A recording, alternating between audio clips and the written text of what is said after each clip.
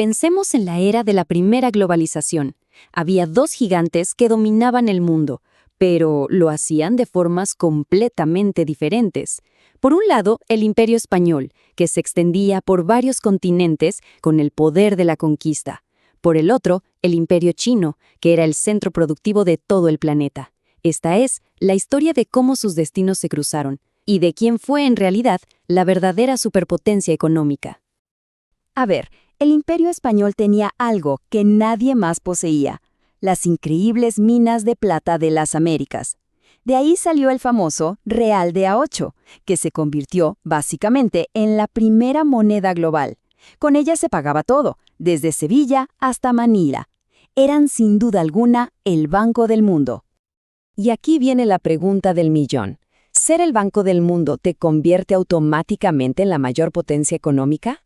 Ojo, porque tener el control del dinero no siempre es toda la historia. Y es aquí donde este análisis se pone realmente bueno, porque detrás de toda esa fachada de riqueza, el Imperio Español escondía una debilidad estructural gigantesca. Aquí es donde empieza el misterio. Imaginen esto. España sacaba toneladas y toneladas de plata, una cantidad que el mundo nunca había visto. Pero ese tesoro no se quedaba en casa, simplemente se esfumaba, se iba del imperio como si se escurriera agua entre los dedos. La gran pregunta es, claro, ¿a dónde diablos se iba todo ese dinero? Y la respuesta no es Europa ni el Imperio Otomano. No, en esa época, todo el dinero del mundo tenía un destino final, un centro de gravedad económico pero tan poderoso que atraía la riqueza de todo el planeta hacia él. Y ese lugar, como ven, era China. El Imperio Español, con toda su flota y sus minas, en realidad era solo un intermediario. Piénsenlo así, un gigantesco tubo que llevaba la riqueza del Nuevo Mundo directamente al corazón de Asia. Esto nos muestra cómo funcionaba realmente el poder económico en ese entonces.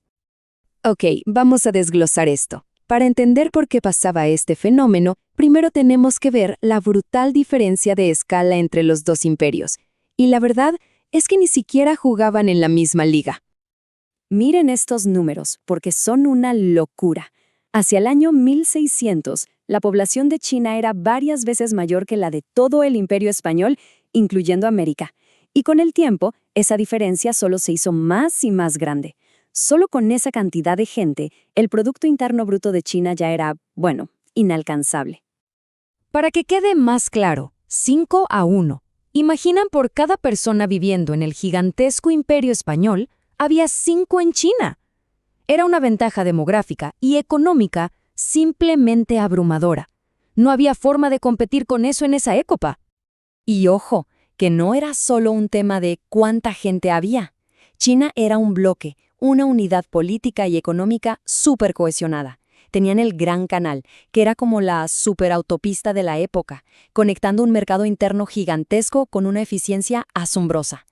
El Imperio Español, en cambio, era un conjunto de territorios dispersos por el mundo, con océanos de por medio, luchando por mantenerse conectados. Su poder estaba totalmente fragmentado. Bueno, ya sabemos qué pasó. Ahora vamos a la parte más jugosa, el por qué. ¿Qué tenía China para actuar como ese imán de plata global? La clave está en su poder productivo, que era sencillamente de otro nivel. Es que China funcionaba como un motor económico perfectamente engrasado. Tenían una agricultura súper eficiente que alimentaba a cientos de millones. Una logística interna increíble que movía bienes por todo el imperio. Además, eran los dueños de la manufactura. Todo mundo quería su seda, su té, su porcelana. Y para rematar, el gobierno chino decidió que los impuestos se pagaban en plata.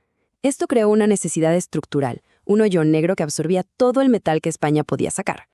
Al final, todo se resume en esto. El dinero valía mucho más en China. ¿Por qué? Porque allí se podían comprar bienes de una calidad y a un precio que eran imposibles de encontrar en otro lugar del mundo. Y esa diferencia de poder adquisitivo fue el verdadero motor que movió toda la plata del planeta a través del Pacífico. Ahora demos la vuelta y miremos a España. ¿Cómo es posible que tener la mayor bonanza de metales preciosos de la historia no te hiciera más fuerte, sino que de hecho te llevara a la decadencia? Bueno, es una lección de economía clásica, casi una tragedia. Lo que le pasó al Imperio Español tiene un nombre: la maldición de los recursos. Es esta idea paradójica de que tener muchísimos recursos naturales, en lugar de ayudarte, acaba frenando tu economía. La riqueza fácil, la que sacas del suelo en vez de crearla con trabajo e innovación, se convierte en un veneno. Esta lluvia de plata fue un desastre para España. Primero, una inflación brutal, que hizo que el dinero de la gente valiera cada vez menos. Segundo, se volvió más barato importar cosas que producirlas en casa, así que la industria y la agricultura locales murieron. Y en vez de invertir ese tesoro en desarrollar el país, la corona se lo gastó todo en guerras interminables y en pagar deudas, llevando al imperio a la quiebra varias veces. La plata literalmente ahogó la economía productiva española. Así que, después de ver todo esto, podemos volver a la pregunta del inicio y dar un veredicto. Ya tenemos todas las pruebas sobre la mesa para decidir quién era la verdadera superpotencia económica de esa era. El contraste es clarísimo. El imperio español tenía el poder financiero, controlaba el dinero, pero el imperio chino tenía el poder productivo. Era la fábrica del mundo. Una cosa es extraer riqueza, sacarla de un hoyo, y otra muy distinta es crear valor. España era el canal por donde pasaba el dinero. China era el destino final. Y esta es la idea central de todo este análisis. Ser el banquero es importante, claro que sí, pero al final el poder real lo tiene quien produce los bienes y servicios que todo el mundo quiere comprar. El control del dinero era una ilusión de poder frente a la abrumadora realidad de la superioridad productiva de China.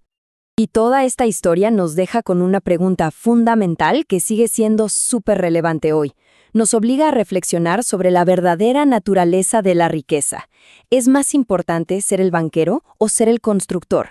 ¿Controlar el flujo del dinero o crear las fuentes de valor? La historia de estos dos imperios ofrece una respuesta bastante contundente.